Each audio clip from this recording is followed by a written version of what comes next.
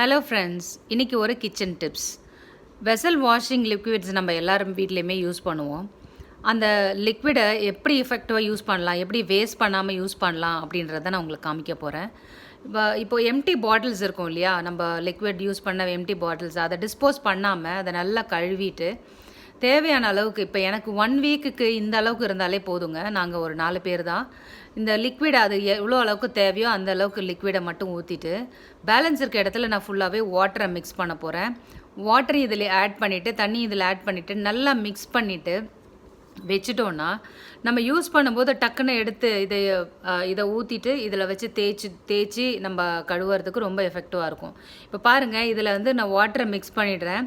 Mix பண்ணிட்டோன்னா நமக்கு அவசரமாக நம்ம எடுக்கும்போது லிக்விட் வேஸ்ட் ஆகாமல், சிந்தாமல், நிறைய வேஸ்ட் பண்ணாமல் நம்ம எஃபெக்டிவாக யூஸ் பண்ணுறதுக்கு இந்த டிப்ஸ் ரொம்ப யூஸ்ஃபுல்லாக இருக்கும். ட்ரை பண்ணிவிட்டு எனக்கு சொல்லுங்கள்.